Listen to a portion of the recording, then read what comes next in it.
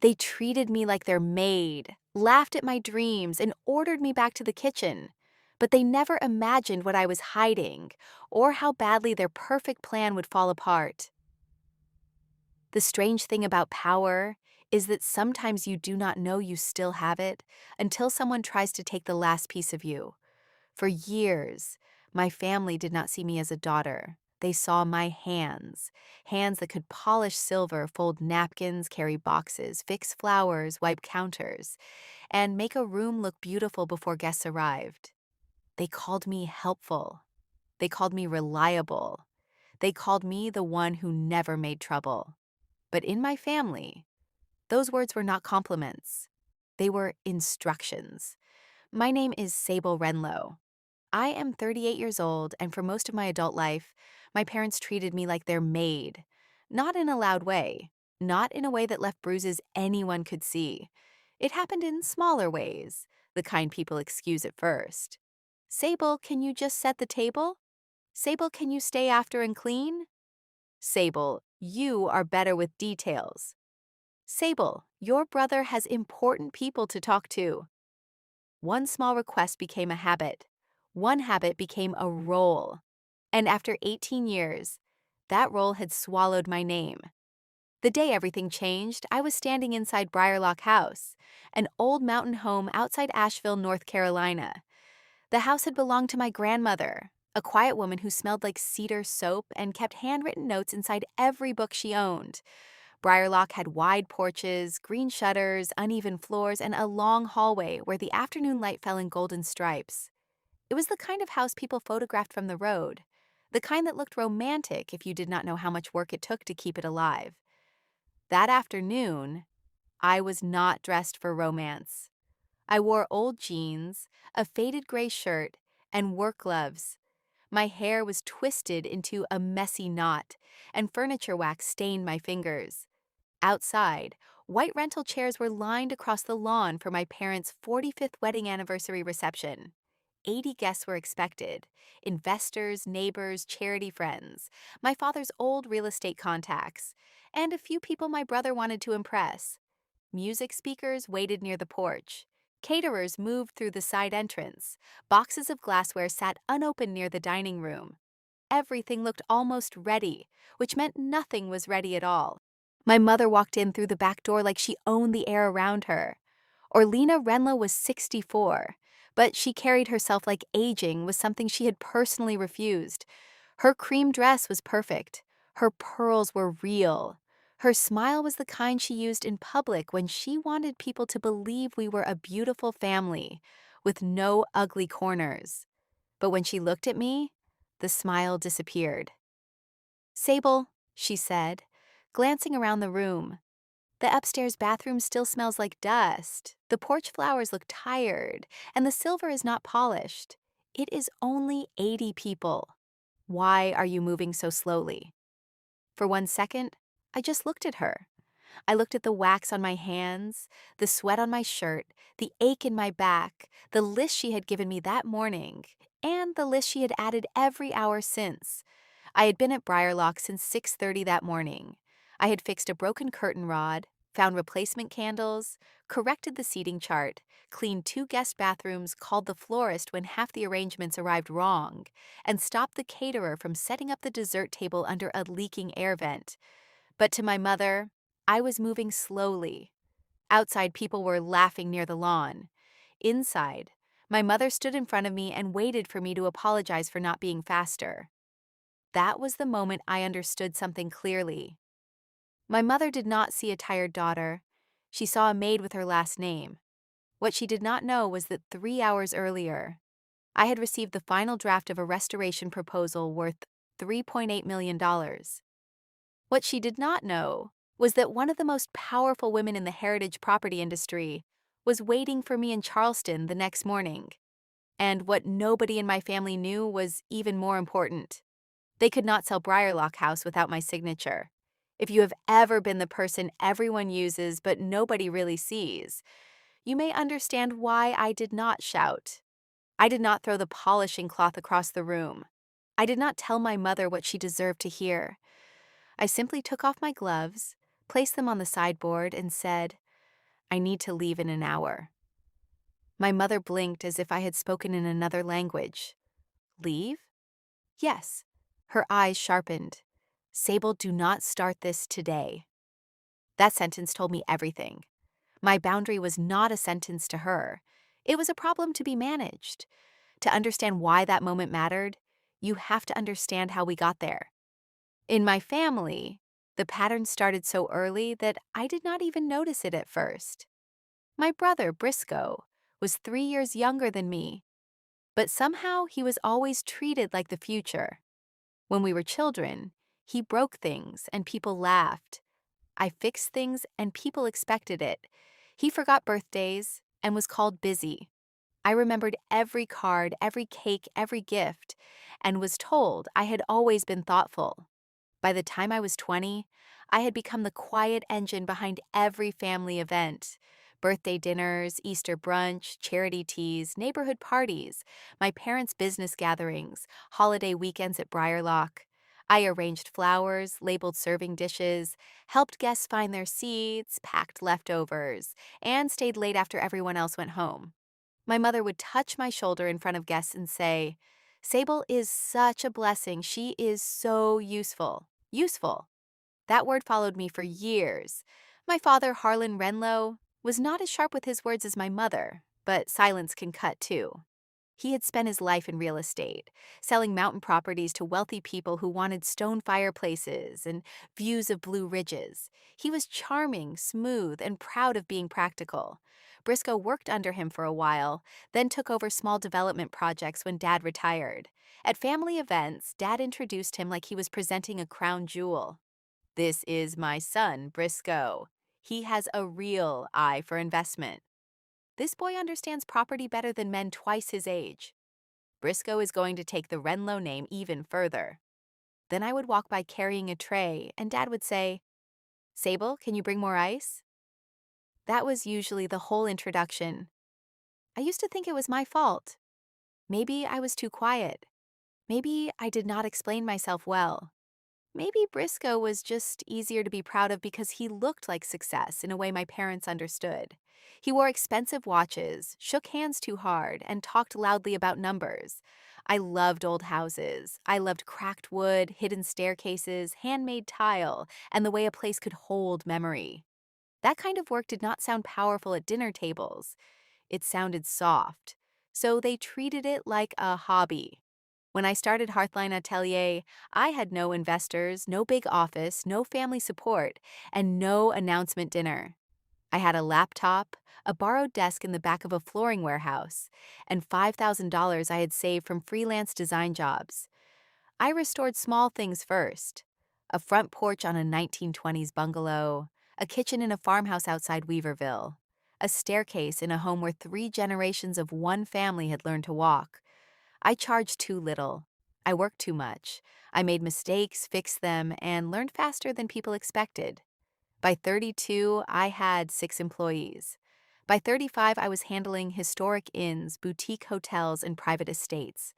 By 38, Hearthline Atelier had 31 employees and more clients than we could take.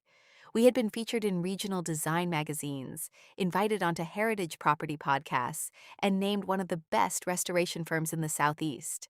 Our yearly revenue had crossed $5 million. I had a corner office in a brick building downtown with old windows and a view of the French Broad River. My family had never seen it. Not because I hid the address, not because I refused to invite them. They never asked. Once, 3 years before the anniversary reception, I tried to tell my mother about a historic inn we had restored near Blowing Rock. It had been a difficult project. The foundation had water damage, the original fireplaces had been covered by cheap drywall, and the owner wanted modern luxury without destroying the soul of the building. We saved the fireplaces, repaired the floors, and won a design award for the work. I brought the magazine to Sunday dinner because, foolishly, some childlike part of me still wanted my mother to be proud. She looked at the cover for 2 seconds and said, "That is nice, honey, but before you sit down, can you check the oven? The rolls are getting too brown." I checked the oven. Another time my father asked what I was doing that week. I told him I had meetings with 2 hotel owners and a preservation board. He nodded and said, "Good, Staying busy is healthy. Then he turned to Briscoe and spent 20 minutes discussing a land purchase that later lost him almost $200,000. My brother was worse because he found humor in making me small. "So you pick curtains for rich people?" he once said at a family barbecue, lifting his beer while his wife laughed beside him. His wife, Maricel, had one of those soft public voices that made insults sound like concerns. She was beautiful in a polished way, always camera ready, always arranging life so it looked better online than it felt in person. She had used me for free work more times than I could count. Her baby shower, her birthday brunch, her casual wine night for 30 people, the nursery, the guest room, the summer porch refresh. Every time she said, "Sable, you are just so good at this. It would be silly to hire someone." Silly to hire someone. People paid my company thousands of dollars for design plans. My own family paid me in leftover cake and criticism. I wish I could say I stopped early. I did not. I kept showing up. I told myself it was easier. I told myself family was complicated. I told myself saying no would create drama. And honestly, some part of me believed that if I gave enough, they would finally look up and see me. Not as useful, as valuable, but people who benefit from your sacrifice are rarely the first to notice your pain.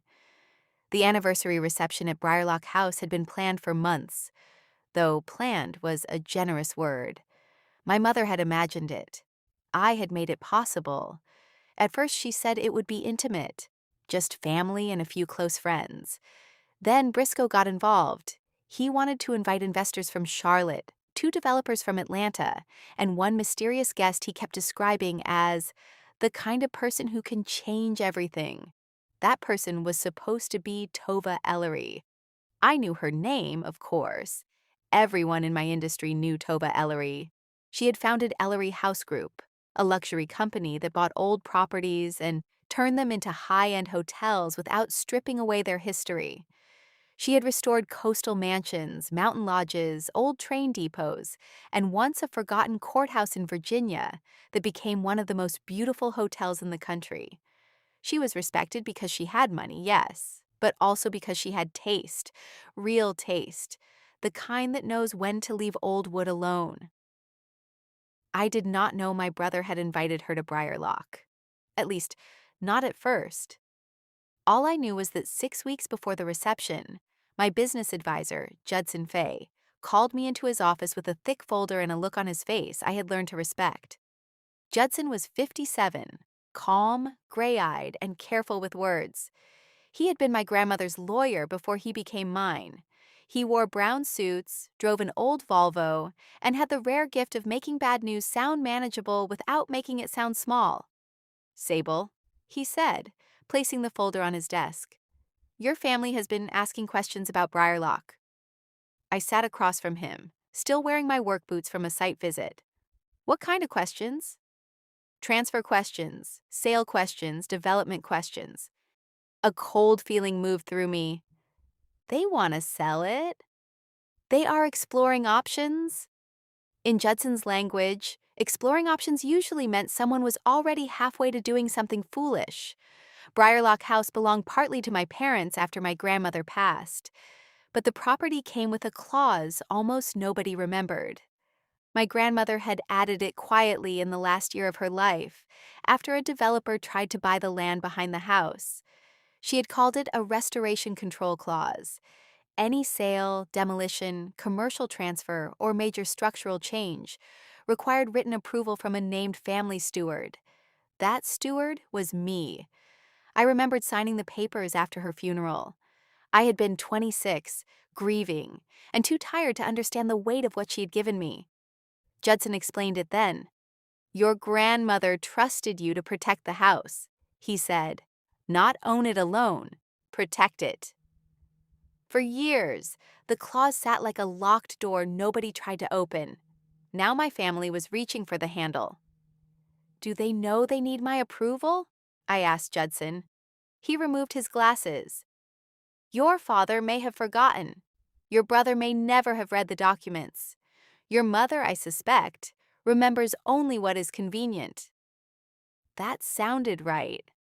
At the time, I did not plan revenge. I did not plan exposure. I simply told Judson to send me copies of every document and to alert me if anyone tried to move forward. Then I went back to work because I had clients who trusted me and employees who depended on me. 2 days later, Ellery House Group contacted Hearthline Atelier. Their email was brief, professional, and enough to make me read it standing up. They were considering a long-term restoration partnership across several historic properties in the Southeast. They had reviewed our portfolio. They had spoken with previous clients. Tova Ellery wanted to meet me in person before selecting a firm. The contract could be worth $3.8 million in the first year. I had built my company for a moment like that.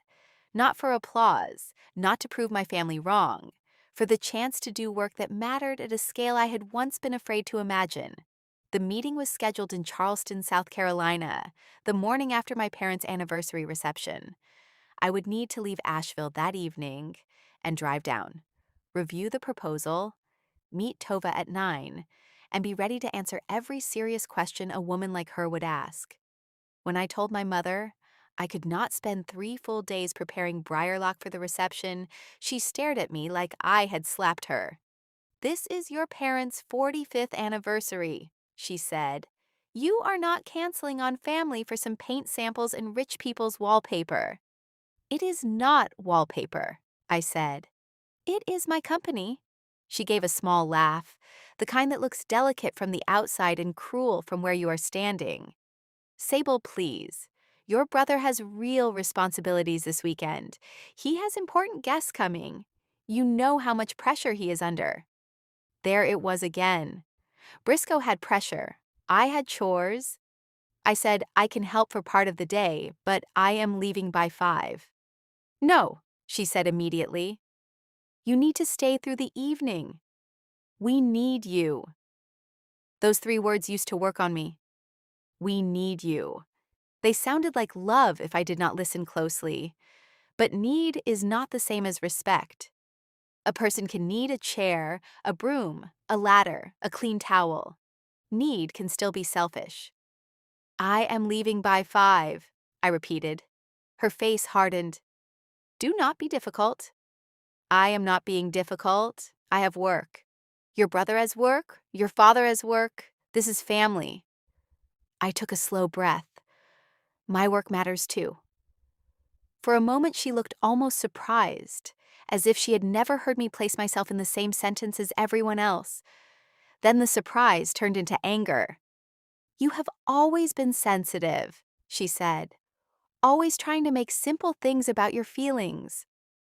I wanted to tell her that I had swallowed my feelings for 18 years. I wanted to tell her that simple things become heavy when you are always the one carrying them. Instead, I said, "I will not be unpaid staff at this event." The room changed after that, not physically. The old curtains still moved in the breeze. The silver still waited on the table. The lawn outside still filled with chairs. But something invisible shifted. My mother was no longer asking. She was measuring how much force she needed. She called my father. He came in from the porch, holding his phone and wearing the annoyed expression of a man interrupted from something he believed was more important. "What is going on?" "Sable is threatening to leave before the reception," my mother said. "I am not threatening. I am telling you my schedule." Dad looked at me. "Can this job thing not wait?" This job thing. I felt that phrase settle inside me like dust. "No," I said, "it cannot." He sighed. "Sable, your mother has worked very hard on this." I almost laughed. My mother had selected colors, changed her mind 4 times, invited more people than the house could comfortably hold, and handed me every difficult task. "I have worked hard on it too," I said. He looked around, as if noticing the polished banister, the corrected flowers, the labeled boxes, the clean windows. For a second, I thought maybe he understood. Then he said, "And we appreciate that. But do not ruin the day now." Ruin the day. Not the daughter who had been used. Not the company that needed its founder. not the meeting that could change my future, the day, the image, the party. My phone buzzed then. A message from Briscoe. Mom says you're making drama. Stop acting important and just help. Big night for all of us. For all of us. I stared at the message until the words blurred. Then I deleted it. My mother watched me. Well? I picked up my bag from the chair. I am leaving at 5. You walk out, she said quietly, and do not expect everyone to pretend this is acceptable. For the first time, her threat did not scare me. Maybe because I was too tired. Maybe because Judson's folder sat in my car. Maybe because I finally understood that acceptance in this family had always been rented with my labor. I understand, I said. She opened her mouth, but I was already walking past her. I spent the next hour finishing only what I had already promised myself I would finish. I checked the dining room layout, handed the caterer the correct timing sheet, moved the flowers away from the heating vent, and gave one of the assistants the emergency contact list. Not for my mother, for the innocent workers who did not deserve chaos. Then I changed in the downstairs powder room, washed the wax from my hands, and put on a navy dress I had left in my car. At 5:03, I walked out of Briarlock House. My mother was on the porch when I reached my car. She looked at my dress, then at my bag. Where do you think you are going? Charleston. For what? A meeting. With who? I paused. Something in me wanted to say Tova Ellery's name and watch her face change. But I had spent too many years offering information to people who only used it as a weapon. With a client, I said. She laughed again. Fine, go play businesswoman.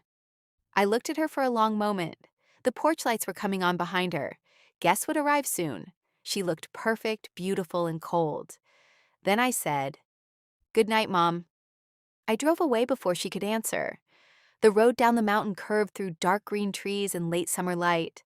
For the first 20 minutes, my hands shook on the steering wheel. Not because I doubted the meeting.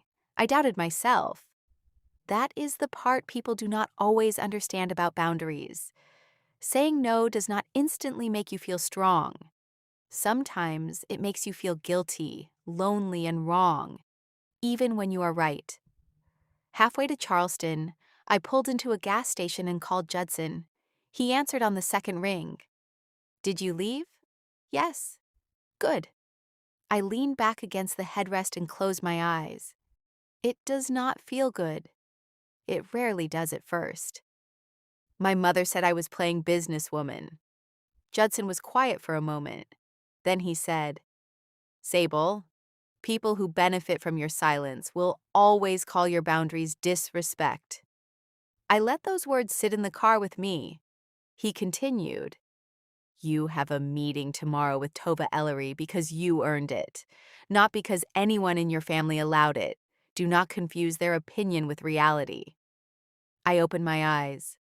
Outside, a father lifted a sleeping child from the back seat of a minivan. The small tenderness of it hurt in a place I did not expect. What if they try to move forward with Briarlock tonight? I asked. They cannot legally transfer anything without your approval. But they can embarrass me. Yes, Judson said. They can try. But truth has a way of entering rooms where people thought they had locked the door. I did not know then how right he was. I reached Charleston close to midnight and checked into a small hotel near King Street. I should have slept, but my mind was full. I reviewed the Ellery proposal until the words began to swim. I checked our cost estimates, staff availability, project timeline, vendor partnerships, preservation notes, and risk plan. I did what I always did before an important meeting. I prepared until fear had no room left to grow. At 8 the next morning, I walked into the Ellery House Group office wearing my navy suit, low heels, and the calm expression I had practiced in bathroom mirrors for years. The building was an old bank-turned office with tall windows and polished stone floors. Everything about it said money, but not the loud kind, the quiet kind, the kind that had already won. Tova Ellery entered the conference room at exactly 9. She was 59, tall, with silver black hair cut at her jaw, and eyes that noticed everything. She wore a soft white blazer and no unnecessary jewelry. When she shook my hand, her grip was warm but firm. "Sable Wrenlow," she said. "I have been looking forward to this." "So have I, Ms. Ellery." "Tova, please. If we work together, we should start honestly." I liked her immediately, though I did not relax. Women like Tova did not become powerful by being easily impressed. The meeting lasted almost 2 hours. She asked about old wood, new plumbing, fire codes, guest experience, historical accuracy, budget pressure, difficult clients, and what I would do if a property wanted luxury, but had no soul left to protect. I answered every question carefully. Not perfectly, carefully. I told her that restoration was not about freezing a house in the past. It was about letting it live without making it forget itself. I told her that old buildings needed patience before they needed money. I told her that the best design work was often invisible when done right. Tova listened without interrupting. At the end, she closed the folder in front of her and smiled slightly. "That is the answer I was hoping for." My heart beat once, hard. She turned to her legal director. "Prepare the final agreement." For a second, I forgot how to breathe. By 11:40, Hearthline Atelier had a signed partnership agreement with the Larry House Group, $3.8 million in the first year, with options for expansion if the first 3 properties succeeded. A photographer took a picture of Tova and me standing beside the conference table, the signed contract between us. Her team congratulated me. My phone filled with messages from my office. My project director sent 15 exclamation points. One of my designers wrote, "We are going national, boss." I stood there with the leather folder in my hands and thought of my mother's voice. "Go play businesswoman." Tova walked me toward the elevator herself. "I meant what I said in there," she told me. "Your work has restraint. That is rare. Many designers want to leave fingerprints everywhere. You know when to step back." "Thank you," I said, and for once, I let the compliment reach me. She glanced at her watch. "I have to fly to Asheville this afternoon, a private reception at an old property outside the city. I almost canceled, but the house interests me." My body went still. She continued casually. "Briarlock House. The Wrenlow family invited me. Do you know them?" For one quiet second, the whole world narrowed to the sound of the elevator doors opening. Briarlock House. The Wrenlow family. My family had invited the woman who had just signed the biggest contract of my career, the woman they wanted to impress, the woman they did not know already saw me clearly. I looked at Tova Ellery, and I understood the shape of the storm before it arrived. "Yes," I said softly. "I know the house." Tova studied my face, sharp enough to catch the answer I did not give. "Interesting," she said. The elevator doors waited open between us. I stepped inside with the signed contract held against my chest, and as the doors began to close, one thought moved through me with a calm that almost frightened me. My family thought I had walked away from their event. They had no idea I was walking straight into my power. They had no idea I was walking straight into my power. And that was the strange part. I was not planning to destroy anyone. I was not driving back to Asheville with anger in my hands or a speech ready in my mouth. I had spent too many years explaining myself to people who only listened long enough to disagree. But now, for the first time, I had something stronger than explanation. I had truth. I had a signed contract in my bag. I had legal documents in Judson Fay's folder. And most of all, I had the quiet knowledge that Briarlock House, the old place they had treated like their prize, could not be sold without me. I stayed in Charleston for one more hour after Tova left. I called my team first. My project director cried. My finance manager laughed so hard she had to mute herself. Everyone spoke at once. And for a few minutes, I let myself enjoy it.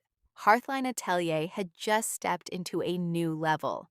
3 historic properties in the first year, possible expansion after that, more staff, better salaries, bigger projects. I should have been thinking only about work, but my mind kept returning to Briarlock. Tova was going there. My parents would smile at her, pour wine for her, and pretend they were the kind of family that understood old houses. My brother would try to impress her. My mother would stand under the porch lights like a perfect hostess. And somewhere in that story, they would mention a sale they had no right to promise. By late afternoon, I was on the road back to Asheville. The signed Ellery folder sat on the passenger seat like a second person in the car. My phone kept buzzing, but I ignored it until I reached a quiet overlook where the mountains folded into each other, under a pale blue sky. There were 7 messages from my mother, 4 from Briscoe, and 1 from my father. I opened only the first one. Sable, where are the vendor cards? The caterer is asking about timing. Then another. The porch lights are not working right. Did you move the candles? Then Briscoe. Nice job leaving Mom to handle everything. Hope your little client meeting was worth it. I put the phone face down. The old version of me would have turned around, called the caterer, fixed the lights from memory, and apologized for having a life. That woman was still inside me somewhere, but she was not driving the car anymore. At Briarlock, the reception had already started to come apart. I learned most of it later from a guest named Denna Rusk, who had known my parents for years and had always been kinder to me than the rest of their circle. She told me that by 6:30, the lawn looked beautiful from far away, but tired up close. The flowers on the porch had started to wilt because no one moved them out of the afternoon heat. The dessert table was placed too close to the side door, so every time the caterers came through, guests had to move. The seating cards were mixed because Maricel had tried to make them prettier and ruined my order. 2 investors from Charlotte were seated beside people they had argued with in a previous deal. The sound system played the same jazz song 4 times because Briscoe forgot to check the playlist. Small problems, yes, but small problems become loud when the person who usually fixes them is gone. My mother tried to hide it. That was her talent. She smiled harder, moved faster, and blamed invisible people. She told guests there had been a few last-minute vendor issues. She told the caterer I had changed the schedule, though I had left it printed and labeled on the kitchen counter. She told my father I had taken the emergency candles, though they were in the pantry where they had always been. She told Maricel to stand near the porch and keep people away from the dining room until the room looked less unfinished. And every time something went wrong, someone said, "Where is Sable?" That question followed my mother through the house like a ghost. By 7:15, Tova Ellery arrived. She came in a dark green dress, calm and sharp, with a silver wrap over her shoulders. My father greeted her like she was royalty. Briscoe stepped forward too quickly, smiling too wide, talking too much. My mother offered wine. Maricel complimented Tova's shoes. Everyone tried to look relaxed. But Tova was not a woman who missed details. She noticed the crooked flowers. She noticed the rushed table settings. She noticed the old house itself, the real beauty beneath the messy presentation. And I imagine she noticed something else too. The way my family talked about Briarlock like it was already theirs to trade. After the first round of drinks, Briscoe moved to the center of the living room and tapped his glass with a spoon. He had always enjoyed being watched. The room settled into quiet, and my mother stood beside him with proud tears already prepared in her eyes. My father placed a hand on Briscoe's shoulder as if they were announcing a legacy, not a business pitch hidden inside an anniversary party. "Thank you all for being here," Briscoe began. "Tonight is about celebrating 45 years of my parents' marriage, but it is also about honoring the future of the Wrenlow family. Briarlock House has been part of our story for generations. And now, with the right vision and the right partners, we believe this property can become something even greater." People leaned in. Investors always lean in when land is mentioned. Briscoe continued, "We are exploring a heritage luxury concept. Private suites, event lawns, high-end retreats. We have already had interest from serious people, and we hope to move quickly." That was when Tova spoke. Her voice was not loud. It did not need to be. Has Sable Wrenlow approved this transfer? The room changed. My mother's smile froze. My father's hand dropped from Briscoe's shoulder. Briscoe blinked, annoyed that someone had interrupted his moment. Sable? My mother said, with a soft laugh that did not sound natural. Why would Sable need to approve anything? Tova turned her head slightly. Because if this is the same Briarlock house I reviewed years ago, there is a preservation clause attached to the property. A family steward must approve any sale or commercial transfer. I believe that steward is Sable. For a few seconds, nobody moved. Then Briscoe laughed. I think there is some confusion. Sable helps with the house, sure, but she does not control it. Before anyone could answer, the front door opened. Judson Fay stepped inside. He was not dressed for a party. Brown suit, old leather briefcase, calm face. He looked exactly like a man who had brought paperwork to a room full of people who preferred stories. My father saw him and went pale in a way I had never seen before. Judson, he said. What are you doing here? Judson looked at him politely. Protecting your mother's wishes.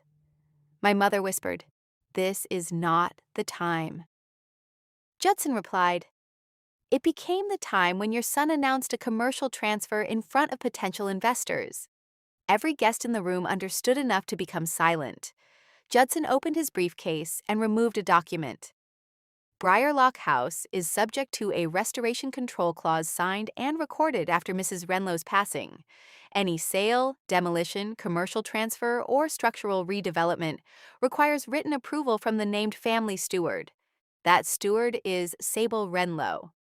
Briscoe's face hardened. That cannot be right. It is right, Judson said, and it has been right for 12 years. My mother looked toward my father, as if she expected him to fix it. But my father was staring at the document like it had grown teeth. Tova stepped forward then. So the proposed development has no legal path without Sable's signature. Correct, Judson said. A whisper moved through the room. It started near the fireplace, then spread toward the dining room. Someone said, Did they not know? Someone else answered, How do you forget something like that? Denna later told me that Maricel slowly lowered her phone, no longer recording anything for social media. Briscoe looked furious, but underneath the fury was fear. His big night, his big pitch, his big future had just been stopped by the sister he had told to stop acting important. Then, Tova said the sentence that turned embarrassment into exposure. That is interesting, she said, because I signed a $3.8 million restoration partnership with Sable Wrenlow this morning. The room went completely quiet. My mother's face lost color first. My father looked at Tova, then Judson, then the document. Briscoe opened his mouth, but no words came out. For once, he had no joke ready. Tova continued, still calm. Hearthline Atelier will be restoring several Ellery House properties next year. Sable's work is thoughtful, disciplined, and deeply respected in our field. I was told tonight that she was only helping with decorations. That is a very small way to describe one of the strongest restoration designers in the country. A guest near the window pulled out a phone. Another searched my company name. Within seconds, people were reading aloud from articles my family had never bothered to find. Hearthline Atelier has 31 employees. It says here they restored the Bellwether Inn. She won the Blue Ridge Preservation Award. Wait, this says their annual revenue crossed $5 million. The whispers became a soft storm. My mother stood in the center of it, surrounded by the truth she had spent years not asking about. And then I arrived. I did not plan the timing. Maybe life did. I parked beside the line of expensive cars, took the Ellery folder from the passenger seat, and walked up the stone path toward the porch. Through the windows, I could see people standing in a strange half circle. My mother's shoulders were stiff. Briscoe's face was red. Judson stood near the fireplace. Tova turned toward the door before I even entered, as if she had been expecting me. When I stepped inside, every conversation stopped. I was still wearing the navy suit from the signing. My hair was smooth, my shoes were clean, and the leather contract folder rested in my hand. For the first time in my life, I entered a family event without carrying a tray, a box, a vase, or a trash bag. My mother crossed the room quickly, keeping her voice low but sharp. Go to the kitchen. Fix this. There it was. Even with investors watching, even with Judson holding the claws, even with Tova Ellery in the room, my mother still reached for the old version of me. I looked at her, not angrily. Anger would have made it easier for her to dismiss me. I looked at her like I finally saw the whole thing. No, Mom, I said. I am not staff tonight. Her eyes widened. Do not embarrass me. I did not embarrass you, I said. I stopped covering for you. The words landed harder than I expected. My father closed his eyes. Maricel looked away. Briscoe muttered something under his breath, but no one laughed. Tova stepped beside me. Sable, congratulations again. Ellery House is proud to work with you. Thank you, I said. Then Judson handed me a copy of the clause. I did not wave it around. I did not give a dramatic speech. I simply held it and looked at my father. Briarlock House will not be sold for Briscoe's development plan. Briscoe stepped forward. You cannot just block the family. I can block a transfer that violates grandmother's wishes, I said. And I will. You are doing this to punish us. No, I said. I am doing this because someone has to protect the house from people who only see dollar signs. My father's face changed at that. Not fully, not enough, but something in him heard me. Maybe because he had once loved Briarlock too. Maybe because he knew my grandmother would have hated the way they used her home as bait for investors. Maybe because, for the first time, he could not pretend I was being emotional. I was standing there with law, proof, and professional respect around me. The reception did not recover. People stayed for a while because wealthy people enjoy discomfort when it belongs to someone else. They finished their wine, spoke quietly, and offered polite congratulations to my parents in the coldest possible way. Tova left after 20 minutes, but before she did, she shook my hand again in front of everyone. Judson stayed near the door, making sure no one tried to twist the documents into something they were not. Briscoe disappeared into the back study. Maricel deleted every photo she had posted from the event. My mother sat on a sofa, smiling at no one. I left before dessert. That was important. The old Sable would have stayed to clean up the broken pieces of the night. She would have collected glasses, thanked caterers, saved flowers, and made sure nobody judged the family too harshly. This Sable walked out while the plates were still on the tables. The fallout came quickly. By the next morning, 3 investors had withdrawn interest from Briscoe's project. One said he was uncomfortable with unclear family authority. Another said he did not want to be involved in a property dispute. The third did not even explain. Tova's team released a professional announcement about Hearthline Atelier and Ellery House Group, and my phone filled with messages from clients, magazines, and people who had once ignored my emails. A regional design editor asked for an interview. 2 boutique hotel owners requested proposals. My staff came to the office with cupcakes and a hand-drawn sign that said, "Our boss took the mountain." I laughed when I saw it, really laughed. My family did not laugh. Briscoe sent me a long message accusing me of humiliating him. I did not answer. Maricel sent a softer message, saying she hoped we could move past the awkwardness. I did not answer that either. My mother sent only one line. You have changed. I looked at it for a long time before typing back, yes. Then I put the phone down. My father came to my office 4 days later. He had never been there before. He stood in the doorway looking smaller than he had ever looked inside my parents' house. Maybe because my office was real. The brick walls, the project boards, the staff moving with purpose, the framed awards, the models of restored properties, the sound of phones and printers, and people working toward something I had built. He looked around like he was meeting me late. I did not know, he said. I wanted to make it easy for him. That had always been my habit.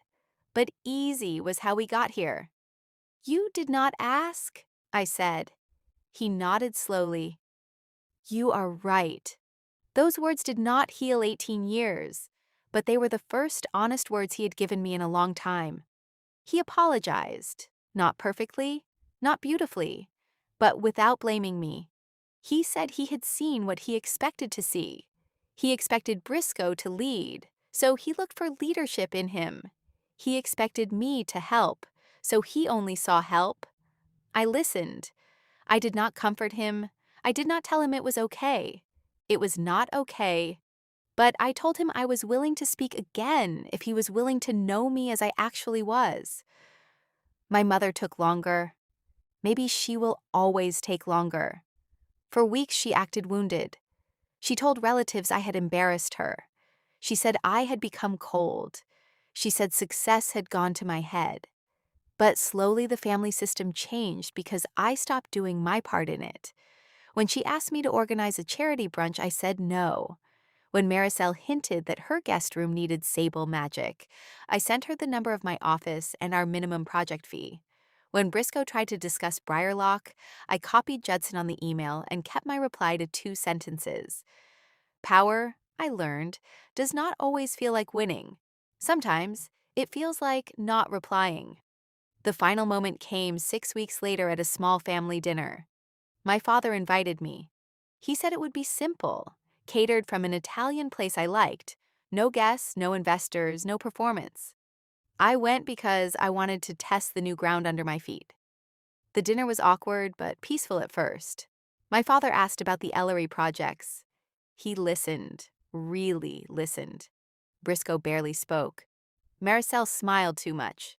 My mother sat across from me with perfect posture and a face full of unsaid things. After dinner, Old Habit walked into the room like an extra guest. My mother stood, picked up her plate, and then looked at me. Sable, can you clear the table? The room froze. It was such a small request. That was why it mattered. Big insults are easy to notice. Small expectations are where old roles hide. I looked at the plates. Then I looked at my mother. No, I said gently. I came as your daughter, not your maid. No one moved. Then my father stood. He picked up his own plate, then mine. She is right, he said. It was not a grand speech. It was not enough to erase the past, but it was a crack in the old wall. My mother's face tightened. For a moment, I thought she would argue. Instead, she carried her own plate to the kitchen. I sat there and felt something I had not expected. Peace. Not because my family was fixed. They were not. Not because everyone had apologized. They had not. I felt peace because I was no longer waiting for them to give me permission to be whole. I had taken back the part of myself I kept handing over in exchange for approval. Briarlock House is still standing. Hearthline Atelier is restoring 2 Alary properties now, and the 3rd begins next spring.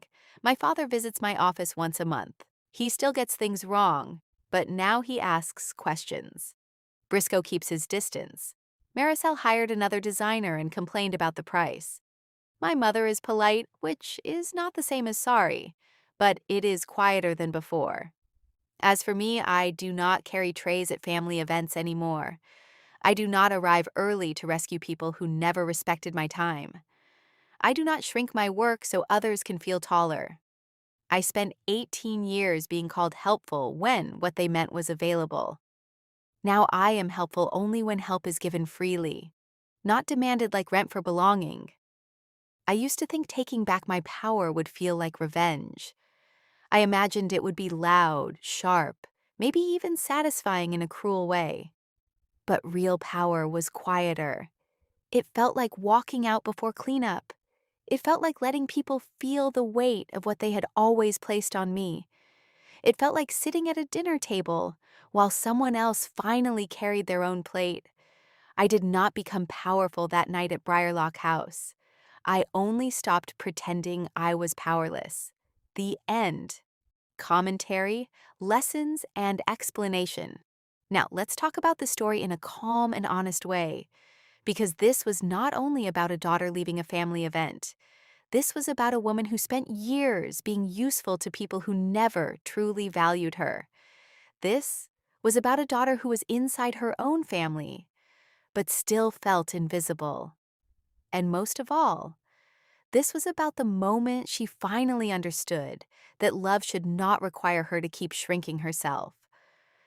Sable Wrenlow was not weak. That is very important to understand. Sometimes when people keep saying yes again and again, others think they are weak. But many times, people keep saying yes because they still want to be loved. They still hope their family will notice their effort. They still hope someone will finally say, "I see you. I am proud of you." That was Sable's real pain. She was not only tired from working, she was tired from waiting to be seen. At the beginning of the story, we see Sable inside Briarlock House, fixing everything before the big family reception.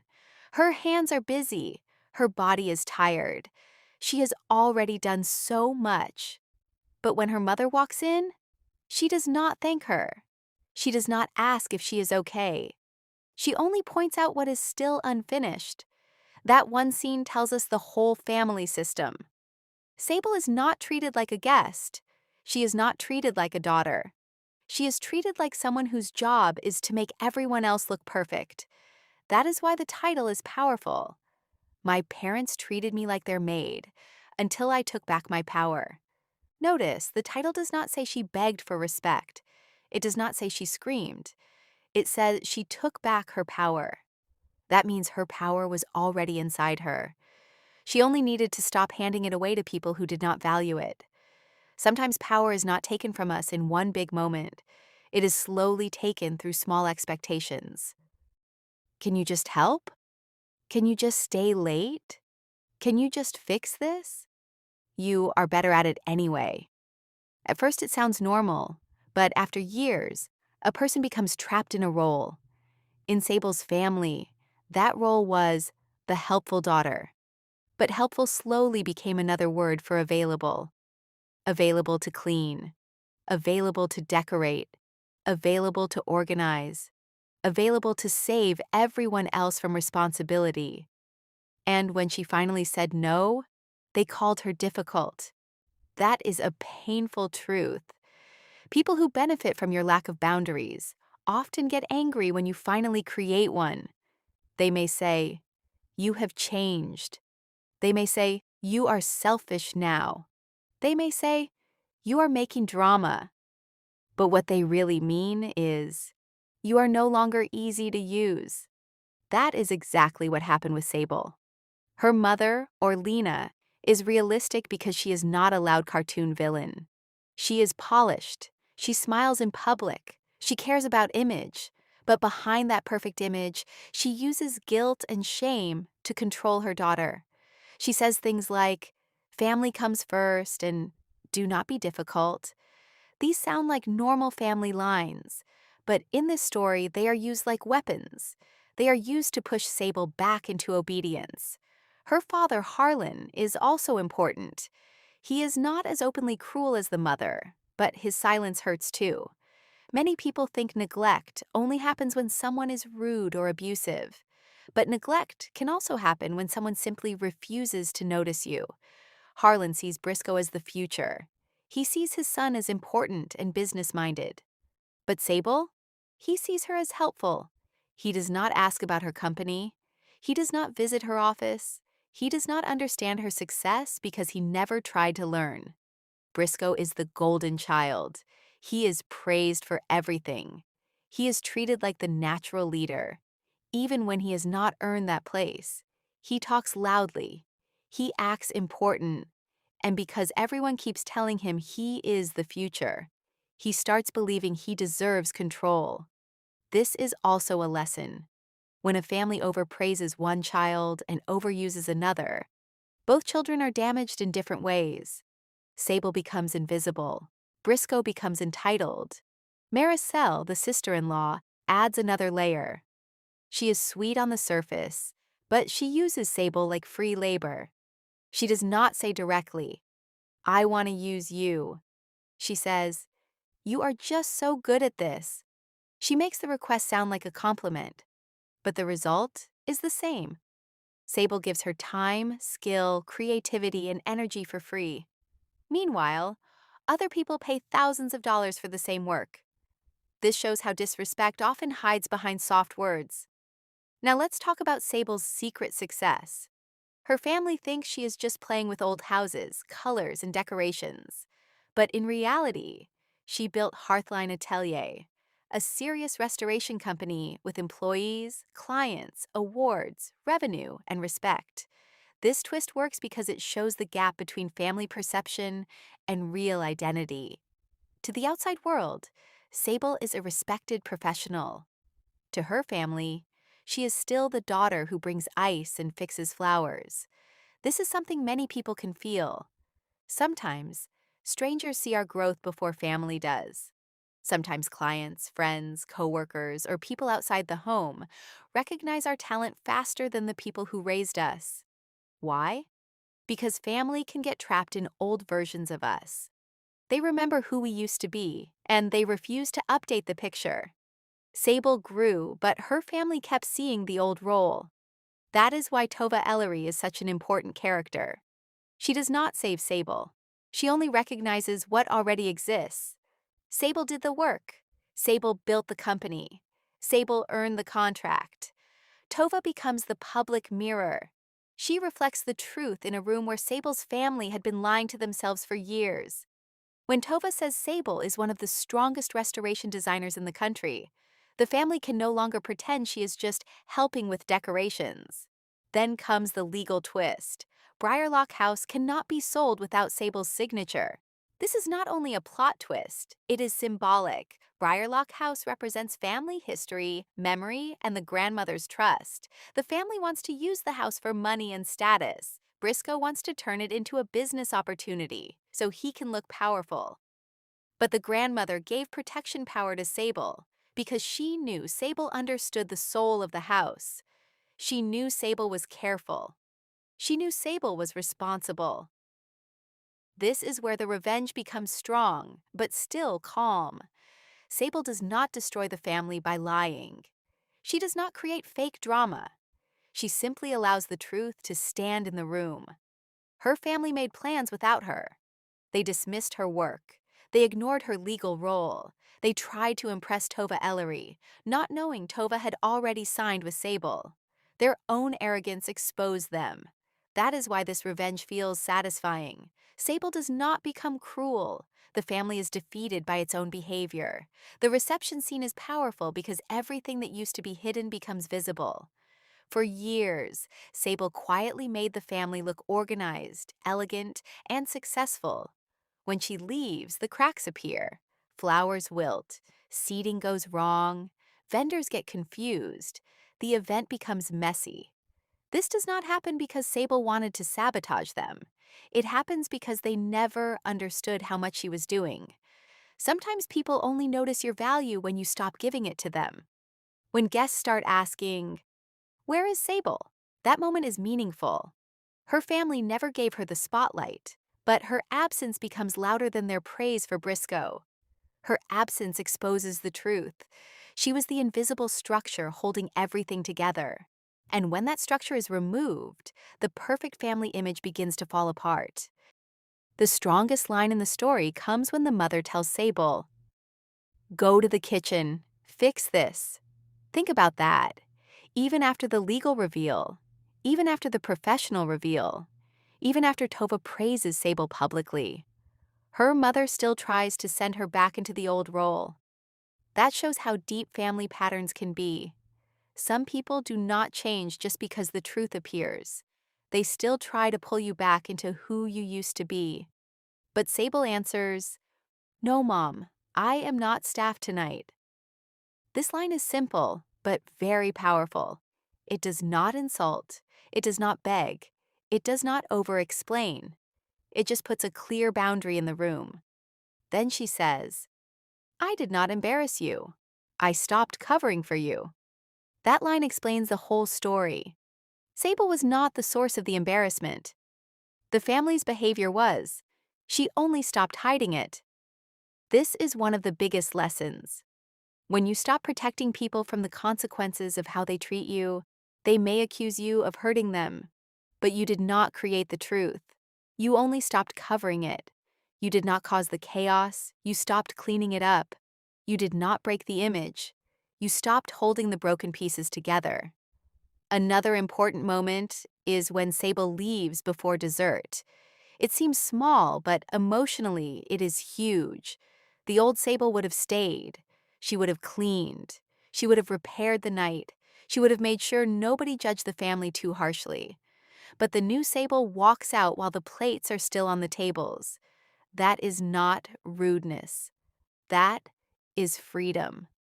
For once, she lets other people carry the weight of their own choices. After the event, the consequences happen naturally. Investors pull away from Briscoe's project. People start questioning the family. Sable's business grows. The Ellery partnership brings new opportunities. But the biggest victory is not money. It is not reputation. It is not even saving the house. The real victory is that Sable no longer reacts like the old version of herself. She does not answer every message. She does not defend herself to Briscoe. She does not comfort Maricel. She does not chase her mother's approval. She simply stays firm. That is mature power. Sometimes power is not a speech. Sometimes power is silence. Sometimes power is not replying to a message designed to pull you into guilt. Sable learns that not every accusation deserves an answer. When people are committed to misunderstanding you, your explanation can become fuel for more argument. Silence can become protection. The father's office visit is also important. Harlan finally sees Sable's real world. Her office is not imaginary. Her company is not a hobby. Her employees are real. Her awards are real. Her work is real. When he says, "I did not know," Sable answers, "You did not ask." This line carries years of pain. It shows the difference between ignorance and neglect. Not knowing can be an accident, but not asking for years is a choice. Harlan's apology does not fix everything, and the story does not pretend it does. In real life, one apology does not erase years of being dismissed. Healing is not instant. Trust does not come back just because someone finally says the right words. But the apology matters because it is the first honest crack in the old family pattern. He admits he saw what he expected to see. He expected Briscoe to lead, so he looked for leadership in him. He expected Sable to help, so he only saw help. The mother's reaction is also realistic. She does not suddenly become warm and apologetic. She says Sable changed. She acts wounded. She tells others that success went to Sable's head. This is common when controlling people lose control. They call your growth arrogance. They call your boundaries coldness. They call your peace disrespect. But Sable does not fall for it anymore. When her mother says, "You have changed," Sable simply answers, "Yes." No defense, no apology. Because sometimes change means you finally respect yourself. The final family dinner is the emotional ending. It is not a courtroom. It is not a public stage. It is a simple dinner table. That is why it works. The old pattern tries to return in a small way. Her mother asks Sable to clear the table. It sounds like nothing, but it is everything. Old family roles do not always come back through big attacks. They come back through small expectations. Just help. Just do this. Just be the old you for 1 minute. Sable says, "No, I came as your daughter, not your maid." That is the full transformation. At the beginning, she was treated like staff. At the end, she names the truth and refuses the role. She does not say it with hatred. She says it gently. She is not trying to fight. She is trying to live differently. And when her father stands and carries the plates, we get a small but meaningful sign that the family system has shifted. Not fully, not perfectly, but enough to show that change is possible when one person stops playing the old part. Sable did not fix everyone, but she fixed her own place in the room. This story teaches us many life lessons. The first lesson is that being useful is not the same as being loved. If people only value you when you are serving them, cleaning for them, solving their problems, or making their life easier, then they may not be respecting you as a full person. Real love does not only ask, "What can you do for me?" Real love also asks, "How are you? What do you need? What are you building?" The second lesson is that boundaries may feel uncomfortable at first, but discomfort does not mean you are wrong. Sable felt guilty when she drove away. Her hands shook. She doubted herself. That is real. If you have spent years saying yes, your first real no may feel like betrayal. But sometimes that guilt is just old training leaving your body. The final lesson is this: you cannot force people to see you, but you can stop disappearing for them. Sable could not make her mother apologize. She could not make Briscoe respect her. She could not erase 18 years. But she could stop carrying trays. She could stop answering guilt messages. She could stop covering for people who embarrass themselves. That is how she took back her power. So when we look at this story, we should not only see revenge, we should see transformation. The real ending is not that Briscoe's deal failed. The real ending is not that the guests discovered Sable's success. The real ending is that Sable finally sat still while someone else carried the plate. For 18 years, she carried the family's comfort, image, and responsibility. At the end, she lets them carry their own. And maybe that is what self-respect looks like in real life. Not always dramatic, not always loud. Sometimes self-respect is just a calm no. Sometimes it is walking out before cleanup.